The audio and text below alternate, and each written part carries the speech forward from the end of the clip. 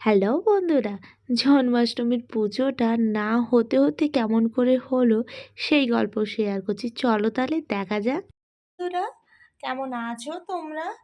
শুভ জন্মাষ্টমী, সকলকে শুভেচ্ছা জানাই। ছোটদেরকে অনেক ভালোবাসা, বড়দেরকে অনেক প্রণাম জানাই। তো আজকে জন্মাষ্টমী হচ্ছে আমার এইভাবে খুব ছোট্ট করে একটু আমার বাড়িতে আমি আমার মতন ডেকোরেশন করেছি। আর সাথে এখানে আমার ঝুলা আছে, সাথে এখানে কিছু আমি সকালের জন্য বাল্যভোগের জন্য আমি ফ্রুটস মানে ফল মিষ্টান্ন দিয়েছি। আর এখানে এইভাবে আমি আয়োজন করেছি, ঠিক আমার এইখানটায় আমি এইভাবে আয়োজন করেছি। তো চলো, এখনো কিছু গোছানো নেই, তো গুছিয়ে আমি সব কিছু দেখাচ্ছি। আমার গোপাল সোনাকে আমি এখানে বসিয়ে নিয়েছি, তুলসী পাতা আছে হলুদ চন্দনের ওপরে। এবার গোপু সোনাকে আমি স্নান করাবো। বন্ধুরা, আমি এখানে গোপু সোনাকে অভিষেক করব বলে দুধ, দই, ঘি, মধু, পঞ্চামৃত একটা তৈরি করে নিয়েছি। এখানে একটা তুলসী পাতাও দিয়ে দিয়েছি আমি। চলো, ইদং পঞ্চামৃত স্থানীয়ম শ্রী গোপালায় নমঃ, এই মন্ত্র বলে গোপাল সোনাকে আমি অভিষেক করে নিচ্ছি।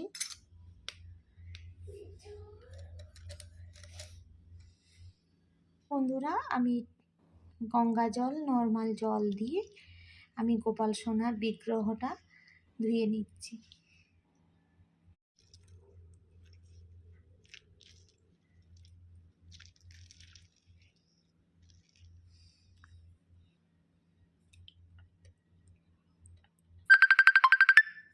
আমি ফলের রস দিয়ে বিগ্রহ ধুয়ে নিলাম, তারপর আমি ভালো জল দিয়ে তারপর বিগ্রহ ধুয়ে নিলাম গোপু সোনার। তারপর আমি এখান থেকে গোপু সোনার জন্য টাওয়েল নিলাম, আর গোপু সোনাকে আমি পুছিয়ে ক্লিন করে নেব, পরিষ্কার করে নেব। হচ্ছে, তোমরা প্লিজ মানিয়ে নিও। তারপর এই পঞ্চামৃত বাড়ির সবাই গ্রহণ করে তারপর তুলসী গাছের গোড়ায় আপনারা দিয়ে দিতে পারেন।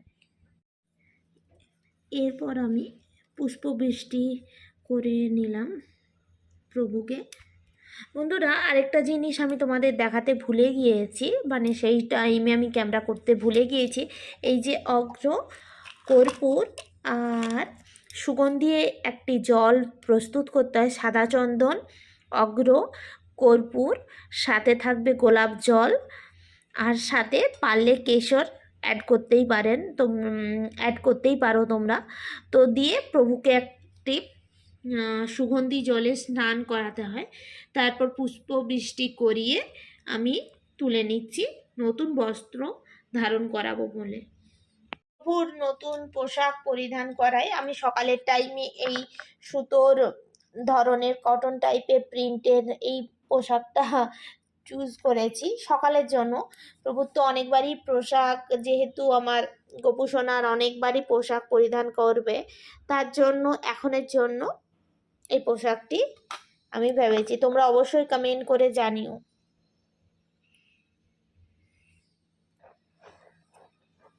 তো চলো তাহলে আমি প্রভুকে পোশাক পরিধান করাই, তোমরাও দেখতে থাকো, তোমরাও সাক্ষী থাকো।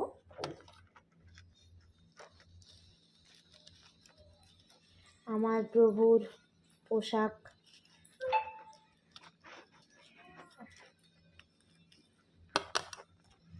দেখো তো তোমরা, আমার প্রভুর পোশাকটা কেমন হয়েছে দেখেছো? কি মিষ্টি লাগছে না?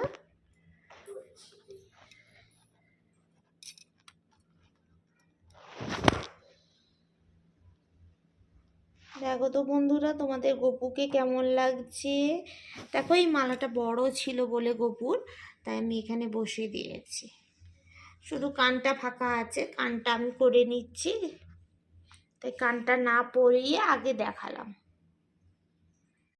তো বন্ধুরা, এই যে দেখছো জন্মাষ্টমী এত আয়োজন, ঠিক দুপুর 1:15 অবধি আমার আয়োজন ছিল।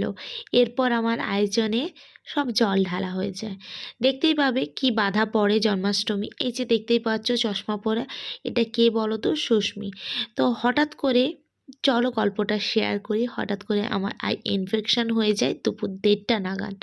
এটা আচানক সাডেনলি হয়। তো আমি একদম ব্লাইন্ড হয়ে যাই। দেন আমি এমার্জেন্সিতে ডক্টরের কাছে যাই।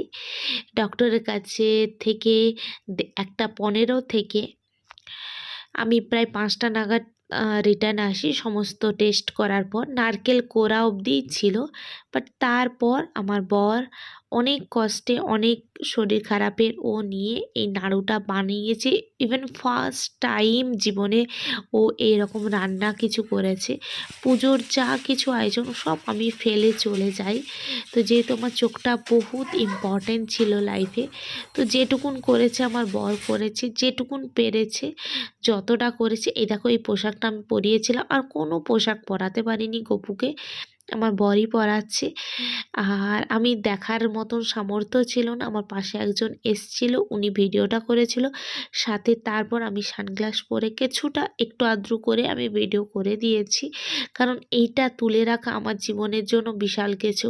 ভিডিওটা করার থেকেও যে আমার হাজব্যান্ড ফার্স্ট টাইম করেছে, না জেনে যতটা পেরেছে মনে ভক্তি দিয়ে করেছে, এতে আমি অনেক খুশি। আর আমার গপুকে জানাই যেন আমার পরিবারের সকলে ভালো থাকে। দেখো সব কিছু আবার মালা টালা ও আবার ডেকোরেশন করলো, আবার যতটা পেরেছে ও ওর মতন সাজিয়েছে। আমার মেয়েও করেছে। আমার না মেয়েকে সাজিয়েছি, না মেয়েকে কিছু করিয়েছি, ভারী কষ্টের মধ্যে দিয়ে আমার গেল। তো যাই হোক, ভগবান যেন এরকম কাউকে না দেয়। চলো এবার দেখতে থাকো, শুনতে থাকো, সব কিছু শেয়ার করছি তোমাদেরকে। আই হোপ তোমাদেরকে ভালো লাগবে। তো ভুল ত্রুটি মার্জনা করো। তো দেখো বন্ধুরা, হয়তো ভিডিওর মধ্যে অনেক কিছু মিসিং থাকবে পুজোর মধ্যে, কিন্তু একটা ছেলে হয়ে যে কিছু জানে না, না জেনে মনের ভক্তি দিয়ে অলরেডি তার প্রিয়জনের এত তবিয়ত খারাপ, এত শরীরে প্রবলেম নিয়ে সে যে করেছে, আমার মনের ইচ্ছেগুলো ছোট্ট ছোট্ট করে পূরণ করে দিয়েছে, তাতেই আমি অনেক খুশি। তো আর কিছু বলবো না। এই দেখো আমার মেয়ে। যাই হোক, আর এখন চোখ দিয়ে আমার জল চলে আসছে যখন ভিডিওটা আমি এডিট করছি। তাই আমার ভিডিও দিতে এত লেট, যেহেতু ফোন, ল্যাপটপ, টিভি সব থেকে দূরে থাকতে বলেছিল। প্রায় 1 মাস অলমোস্ট হতে যায়। তো তারপর আমি ভিডিওটা শেয়ার করছি। আই হোপ তোমরা দেখবে আর তোমাদের ভালো লাগবে। তো এই কষ্টের দিনে আমাকে যারা যারা সাহায্য করেছে, তো যারা আমাকে মানে কি আর বলবো, সাহায্য ইন দ্য সেন্স আমাকে একটু বুঝেছে, একটু চেয়েছে, তো তাদের আমি এই ঋণ শোধ করব না। আর সুখের বন্ধু অনেকেই হতে পারে জানো তো, কষ্টের বন্ধু খুব কমই হয়। তুমি যখন তোমার কষ্টের কথা মানুষকে শেয়ার করবে, তখন তোমার কথা শুনবে না, কখনো শুনবে না। ঠিক আছে, তখন ইয়া তো সে উঠে চলে যাবে, ইয়া তো যদি অন্য কিছুর মাধ্যমে কথা হয় সেটা তো আলাদা ব্যাপার। আর আদারওয়াইজ যদি এমনি কথা বলো তাহলে তো সে উঠেই চলে যাবে। দেখো আমার মেয়েটা কত কিছু, যাই হোক যা করেছে ওর বাবাই করে দিয়েছে। গপুকে আমি কিনে যাই ললিপপ সব কিছু দিয়েছি। এই দেখো কত ছোট গপু, তাকে তোল্লাতে বসিয়েছি। যদি তোমার এই ছোট্ট গপুটাকে ভালো লাগে তাকে প্লিজ লাইক সাবস্ক্রাইব করে দিও। Tata, bye bye.